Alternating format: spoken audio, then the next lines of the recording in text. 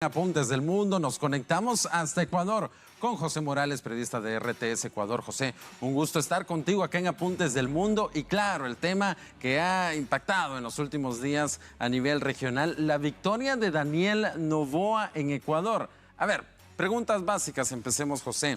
¿Se veía esa victoria de Daniel Noboa? ¿Fue sorpresiva esta victoria en segunda vuelta o es algo que ya se veía venir? ¿Qué tal, Andrés? Amigos de Guatemala. Bueno, para la primera vuelta, déjame decirte que para ese 20 de agosto nadie se imaginaba que Daniel Noboa podría ingresar a una segunda vuelta, podría pasar a una etapa de balotaje. No lo daban ni siquiera las estadísticas, lo daban como uno de los candidatos favoritos para pasar a una segunda vuelta. Es más, todos pensaban que la postulación de Daniel Noboa era prácticamente un adquirir experiencias con la finalidad de postularse para el año 2025. Sin embargo, dio la gran sorpresa y un punto muy a favor para él fue ese debate presidencial previo a la primera vuelta el 20 de agosto. Hubo muy buenas críticas a favor de él, sobre todo su actitud de no confrontar, de no ir a pelear, a criticar a sus contrincantes, sino a proponer ideas. Eso fue lo que agradó mucho en la ciudadanía, quien le dio ese voto a favor. Con el 23% logró la segunda ubicación. Y ya de ahí empezó este clima, este ambiente político, este ambiente electoral a nivel nacional a correr. Muchos decían que el hecho de haber quedado en segunda posición y con 10 puntos menos que la candidata del correísmo, Luisa González, no era necesariamente una desventaja, que por el contrario, eso implicaba que existía por lo menos un 65% de ciudadanos que no habían votado por el correísmo y que eso podría convertirse en votos direccionados hacia Daniel Noboa.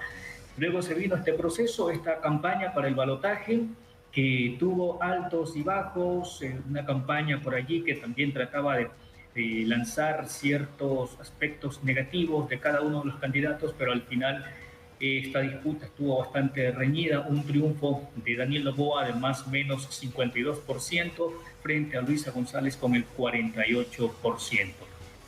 Reitero, una vez que se conoció quién iba a la segunda vuelta, ya los ecuatorianos veían como una gran posibilidad el triunfo de Daniel Noboa, lo cual no ocurrió así en la primera vuelta. Ahora, José, hablando un poco sobre la ideología, hemos escuchado que él se considera de centroizquierda.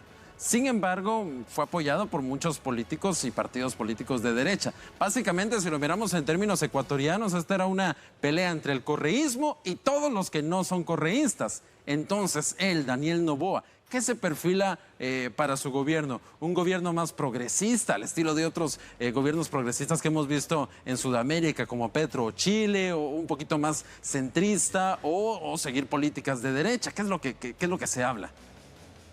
Bueno, lo que se dice es que se viene un gobierno que puede apuntar a, a mejorar la estabilidad económica de nuestro país, a mantener una muy buena relación con países, sobre todo como Estados Unidos, que siempre ha sido una bandera de lucha por parte de los gobiernos de izquierda, lanzarla en contra de los Estados Unidos.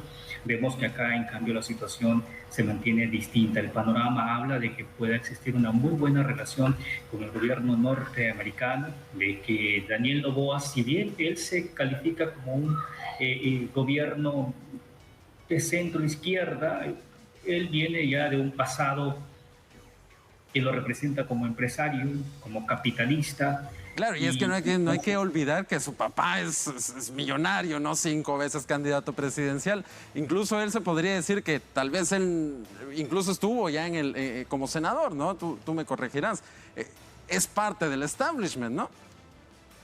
Sí, él ya tuvo su elección, estuvo 2 años en la Asamblea que fue destituida por el gobierno de Guillermo Lasso y es un representante más allá de las posturas, de lo que pueda plasmarse en escritos, si a qué tendencia corresponde. Realmente él es un empresario, él es un capitalista, por decirlo de alguna manera, pero su plan de trabajo apunta bastante a lo social, también a mejorar las condiciones económicas, a mover el capital ecuatoriano, a mejorar la economía de este país, por lo que obviamente quienes no votaron a favor del correísmo se direccionaron para este candidato Daniel Noboa en cuanto a su decisión de voto.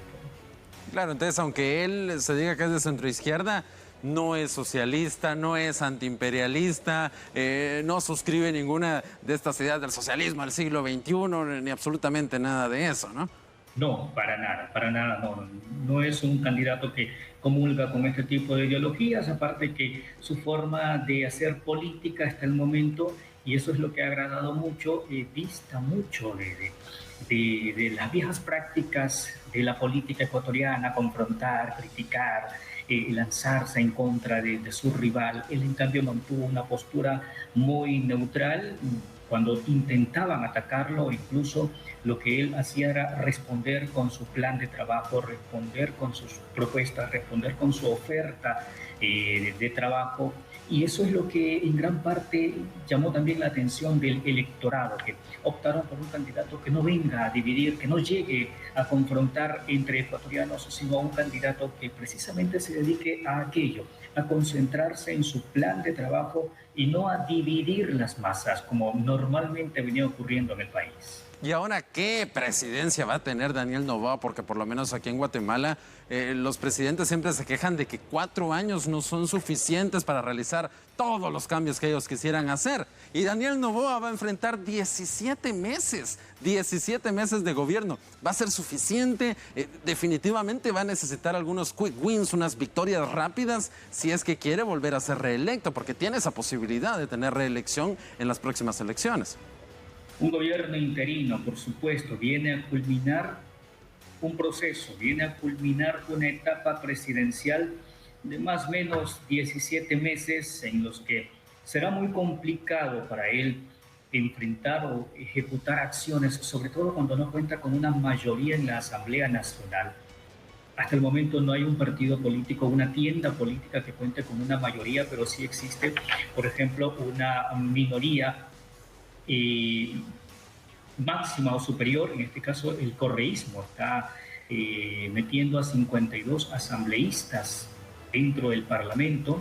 De 137 ellos cuentan con 52, mientras que Daniel Noboa, para que ustedes tengan un poco más de conocimiento, apenas logra 14 puestos dentro de la Asamblea Nacional. Esto es minoría. Lo obliga, exactamente, lo obliga a tener o a pactar o a establecer comunicación con otras tiendas políticas que le permitan obtener una mayoría dentro de la Asamblea para aprobar muchas de las leyes que él plantea y que le permitirán acceder y continuar con su plan de trabajo para estos 17 meses. Eso es lo más complicado que él debe enfrentar, esa oposición que va a encontrar dentro de la Asamblea Nacional al no contar con una mayoría.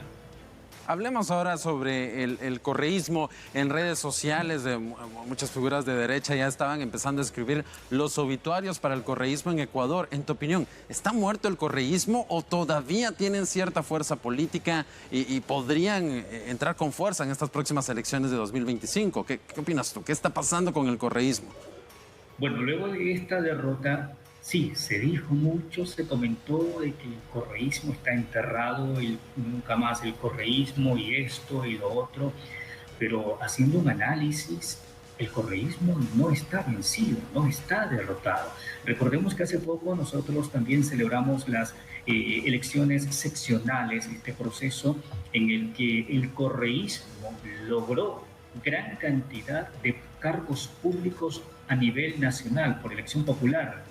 A nivel nacional, entre estos cargos, presten atención, logró conquistar la prefectura de la provincia de Guayas y la alcaldía de Guayaquil, que tradicionalmente eran los bastiones, las fortalezas del Partido Social Cristiano.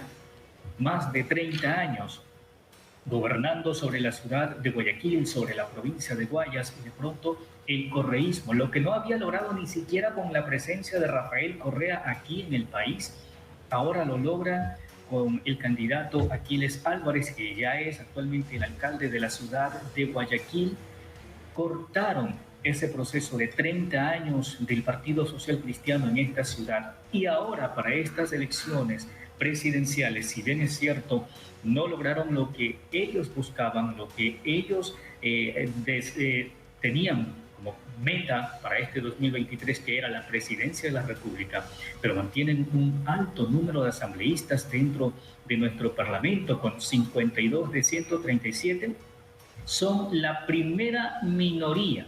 Es decir, en el momento que ellos logren alguna alianza con alguna otra agrupación pequeña, les bastará con algo más de 20 votos para ya conformarse como una mayoría dentro de la Asamblea. Ahora, como les indico, les reitero, se habla de que el correísmo está enterrado, pero de acuerdo a estos números, de acuerdo a esta información, la verdad no es así. Se mantiene como un partido muy fuerte a nivel nacional, y por decirlo, dentro de la Asamblea viene siendo el partido más grande que existe hasta el momento dentro de la Asamblea Nacional. Claro, veamos, intentemos ver un poco en retrospectiva qué pudiera haber hecho mejor Luisa González, candidata del correísmo. ¿Ella cómo se presentó? Se presentó muy ligada a Rafael Correa, intentó mantener distancia.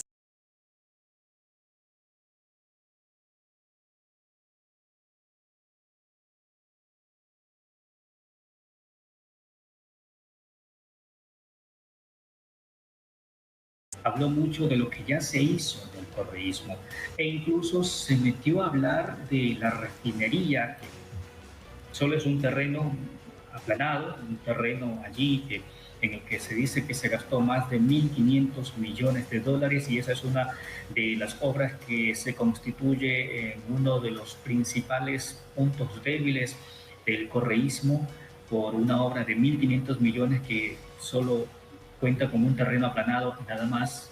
Luisa González se metió a hablar de estos temas que son delicados y que son el punto débil del correísmo, y de pronto eso empezó a generar ese debilitamiento, esa pérdida de votos, cuando empezó a relacionar mucho su actividad o el ejercicio de su cargo como presidenta, asegurando que su principal asesor iba a ser el expresidente de la República, el economista Rafael Correa. Y esto incomodó mucho a quienes no son tan correístas, por considerar de que no íbamos a tener a una presidenta con decisión propia, con autoridad propia, sino a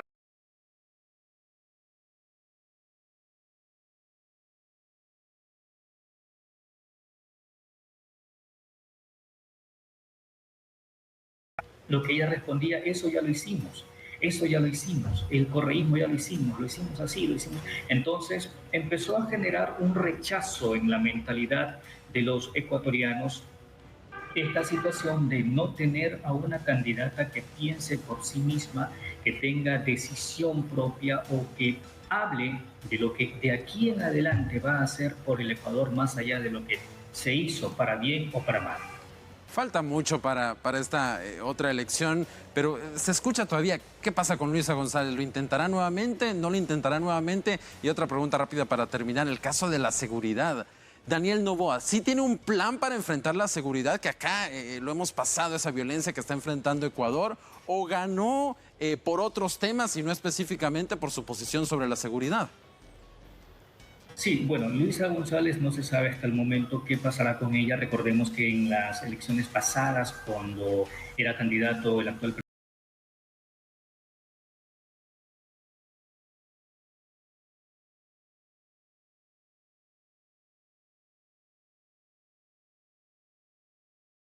fue postulado para esta candidatura más que como cargo de vicepresidente. No sabemos si será el mismo destino que tendrá Luisa González. Hay quienes incluso se atreven a hablar de que deberían darle paso a otras figuras con mayor proyección, y se habla hasta de la misma Marcela Aguiñaga, quien actualmente es la prefecta de la provincia de Guayas, se habla de ella como una candidata que puede ser fuerte con miras a conquistar.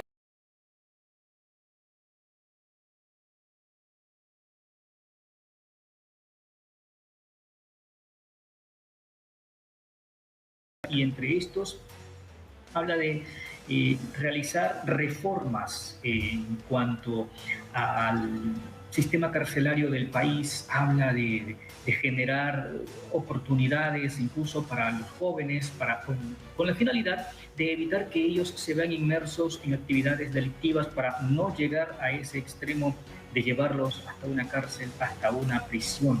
Habla también de su plan Fénix, que está basado en la repotenciación de nuestro sistema de seguridad a nivel nacional con la implementación de equipos, de herramientas, uniformes, en fin, que requieren nuestros uniformados al día de hoy, también de la implementación de un sistema que permita conocer una especie de ECU 911 que permita canalizar la seguridad o los llamados de auxilio